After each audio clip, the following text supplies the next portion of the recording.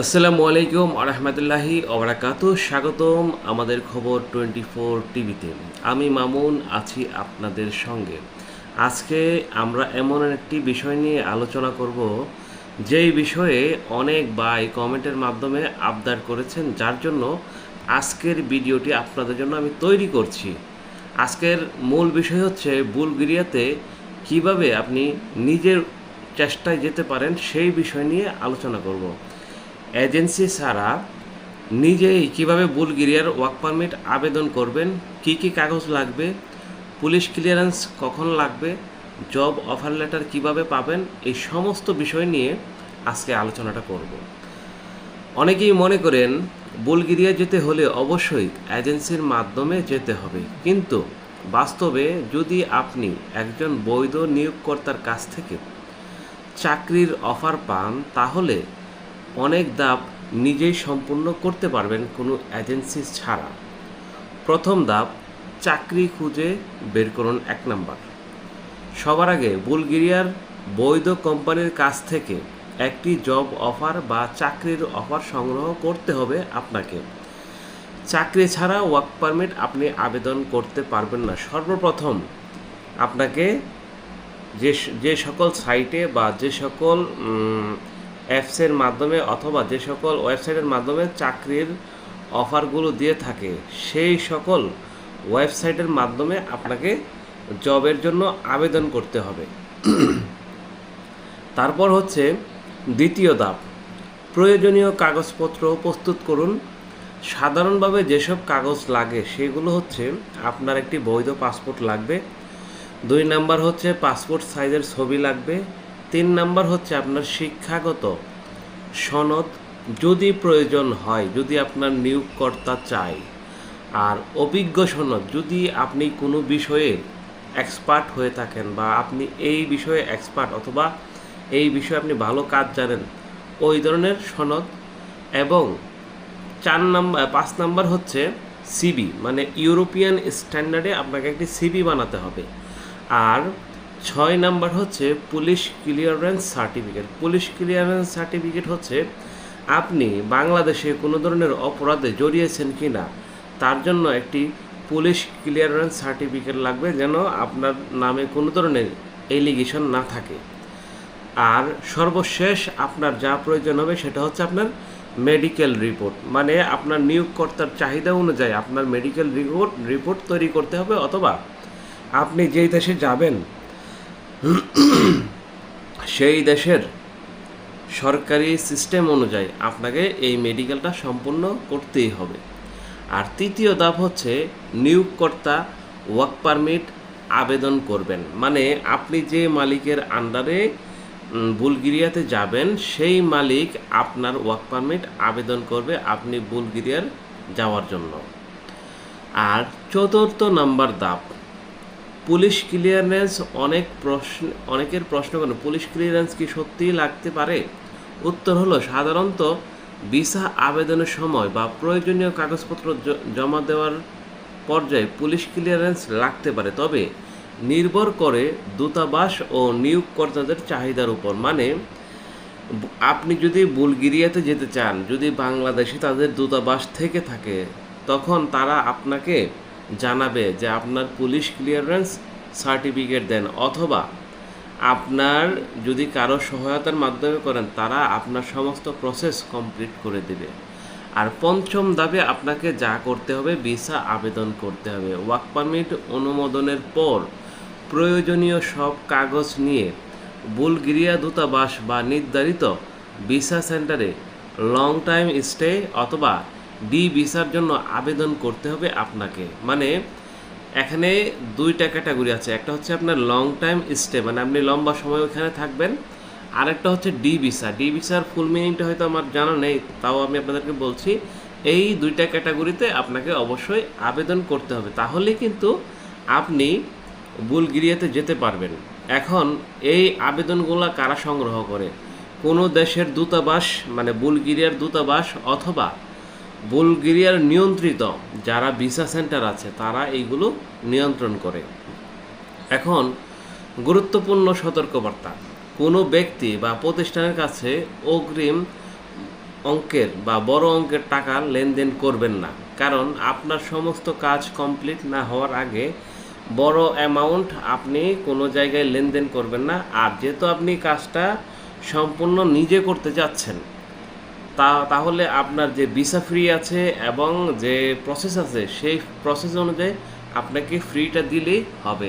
তারপর যদি আপনার ওয়ার্ক পারমিট হয়ে যায় এবং ভিসার কাজগুলো সম্পন্ন হয়, তারপরে আপনি অটোমেটিক আপনার নিজের কাজগুলো নিজে করতে পারবেন। জব অফার, কোম্পানির তথ্য, ওয়ার্ক পারমিট সত্যতা নিশ্চিত করুন। মানে আপনাকে যে কোম্পানি, যে নিয়োগকর্তা আপনাকে জব অফারটা দিয়েছে, আপনি যখন বিএমইটি কার্ডটা করবেন বাংলাদেশ সরকারের আওতায়, তখন কিন্তু আপনাকে এই আপনার যে ওয়ার্ক পারমিট, তারপরে জব অফার লেটার, এগুলো সঠিক কিনা আপনি যাচাই বাছাই করে, এবং আপনার পরিচিত যদি কেউ থাকে তাদেরকে দিয়ে যাচাই করে নেবেন। শুধু সোশ্যাল মিডিয়ার বিজ্ঞাপন দেখে নেবেন না, কারণ নিজের মেধা, নিজের জ্ঞান সব কিছু ব্যবহার করবেন, তাহলেই আপনি হয়তো সামনে ভালো একটি জব অফার পেতে পারেন অথবা ভালো চাকরি পেতে পারেন, এবং ওয়ার্ক পারমিট নিয়ে আপনি বুলগেরিয়াতে যেতে পারেন। হ্যাঁ, তবে আপনাদের জন্য কিছু শেষ কথা আছে। আপনারা কোন সাইটে চাকরি খুঁজবেন, যদি এই বিষয়ে আপনাদের জানার আগ্রহ থাকে, তাহলে এই ভিডিওর কমেন্টের মাধ্যমে অবশ্যই জানাবেন, এবং নিজে নিজে কিভাবে আবেদন করবেন এই বিষয়ে যদি জানার আগ্রহ থাকে তাহলে কমেন্টের মাধ্যমে জানাবেন, এবং কোন ওয়েবসাইটে আবেদন করবেন সেগুলো আমাদের কমেন্টের মাধ্যমে জানাবেন। পুরো আবেদন প্রক্রিয়া ধাপে ধাপে আপনাদের সামনে আমরা তুলে ধরার চেষ্টা করব। এই ভিডিওটি শোনার পর আপনাদের মনে কিন্তু এই 4টি প্রশ্ন আসতে পারে, ভাই তো ভিডিও বানাই দিলেন, এখন আমরা কোথায় চাকরি খুঁজব, কোথায় গিয়ে নিজে আবেদন করব, কোন ওয়েবসাইটে খুঁজব, এরপরে পুরো আবেদন প্রক্রিয়ার সিস্টেমটা কি, আমরা তো সেটা জানি না, ভাই তো বলে দিছে। হ্যাঁ ভাই, এখন আমি আপনাদের জন্য কন্টেন্ট বানিয়েছি, সেই কন্টেন্টের কমেন্টের রিভিউয়ের উপরেই কিন্তু আমি পরবর্তী ভিডিও তৈরি করব। যখন আপনারা আমাকে এই ধরনের সাড়া দিবেন, কারণ আমি আমার অডিয়েন্সদেরকে দেখতে চাই তারা এই ধরনের ভিডিও পেয়ে আগ্রহ প্রকাশ করে কিনা। যদি আগ্রহ প্রকাশ করে তাহলে আমার ভিডিও বানানো সার্থক, কারণ আমি একজন কন্টেন্ট ক্রিয়েটর হিসাবে আমি চাই আমার অডিয়েন্সরা আমাকে প্রশ্ন করুক, এবং সেটা কমেন্ট সেকশনে গিয়ে করুক, এবং আমি তাদের কমেন্ট পড়ে আমি তাদের জন্য পরবর্তী পদক্ষেপ এবং কমেন্টের উত্তর সহ সব কিছু একটি ভিডিওর মাধ্যমে শেয়ার করব। তবে আজকের ভিডিও তো এখানে পর্যন্ত শেষ করলাম, মানে যে যে বিষয়ে জানানোর দরকার। তবে কিছু ভাই প্রশ্ন করেছিলেন, তাদের উত্তরগুলো প্রথমে দেই। একজন ভাই আমাকে প্রশ্ন করেছেন, আসসালামু আলাইকুম, এমডি পারভেজ আহমেদ, হয়তো উনি সৌদি আরবে থাকেন, আমার আকামার মেয়াদ নেই, আমি কি বাংলাদেশ পুলিশ ক্লিয়ারেন্স দিয়ে বুলগেরিয়া ওয়ার্ক পারমিট আবেদন করতে পারবো? একটু দয়া করে জানাবেন। হ্যাঁ ভাই, আপনার জন্য আমি একটি স্পষ্ট মেসেজ দিচ্ছি, একটু মনোযোগ দিয়ে শুনবেন। ওয়ালাইকুম আসসালাম প্রিয় ভাই।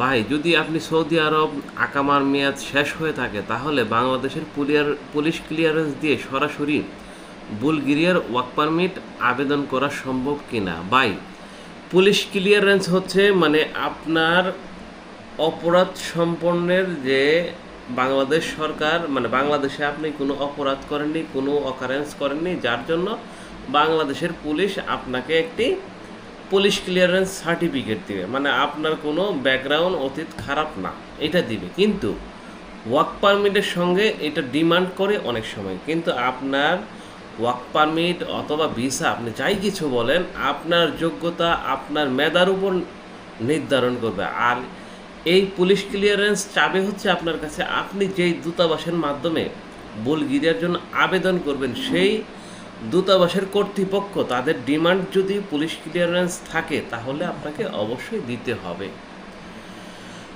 তবে আবেদন প্রক্রিয়াটি আপনার অবস্থার উপর নির্ভর করবে। বিস্তারিত জানতে আপনার বর্তমান অবস্থা সৌদি আরবে নাকি বাংলাদেশে? হ্যাঁ ভাই, আপনার অবস্থান বর্তমানে সৌদি আরবে আমি জানি, কারণ এটা নির্দিষ্ট সময় আপনার জন্য অবশ্যই তাদের ডিমান্ডের উপরে প্রয়োজন হবে। কিন্তু শুধু পুলিশ ক্লিয়ারেন্স দিলেই আপনার ভিসা অথবা ওয়ার্ক পারমিট অথবা জব অফার লেটার হয়ে যাবে না। এটা হচ্ছে তাদের একটা প্রসেস। আরেকজন ভাই প্রশ্ন করেছেন, ভাই এজেন্সি ছাড়া কিভাবে আবেদন করব, মানে এই ভাইয়ের জন্যই কিন্তু আমি ভিডিওটা তৈরি করছি। ভাইয়ের প্রশ্নগুলো খুবই স্মুথ এবং স্পষ্ট করে করেছেন।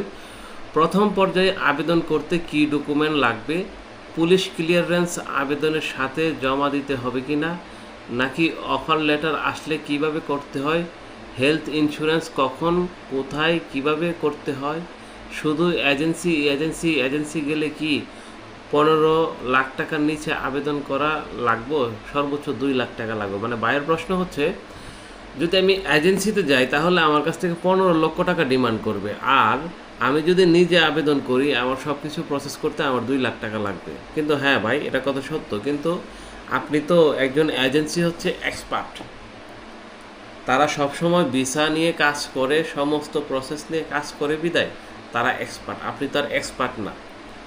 এখন এই এক্সপার্টের জন্য কিন্তু তারা এত টাকা নিয়ে থাকে আপনার কাছ থেকে। প্রয়োজনে কাগজ এবং কোন ধাপে কি কাগজ লাগবে এসব নিয়ে একটু ভিডিও দেন, একবার বিস্তারিত জানতে পারবো। মানে ভাইয়ে এই ভাইয়ের জন্য যে ভিডিওটা আজকে তৈরি করছি, মানে ভাই একটা বিস্তারিত ভিডিও চাইছে, তা বিস্তারিত ভিডিওটা দিলাম। তো ভাইয়ের জন্য আর একটা অনুরোধ থাকলো, আপনি যদি অবশ্যই ফুল প্রসেস একবারে মনিটরে দেখতে চান, মোবাইল স্ক্রিনে দেখতে চান কিভাবে আবেদন করতে হয় সমস্ত কিছু, তাহলে আপনি কমেন্টের মাধ্যমে অবশ্যই জানাবেন। আমি কিভাবে আবেদন করবেন সেটা আমি আজকের ভিডিওতে বলে দিয়েছি। তো ভালো থাকবেন প্রিয় ভাই, আল্লাহ হাফেজ। দেখা হবে নতুন আরেকটি ভিডিও নিয়ে। আল্লাহ হাফেজ।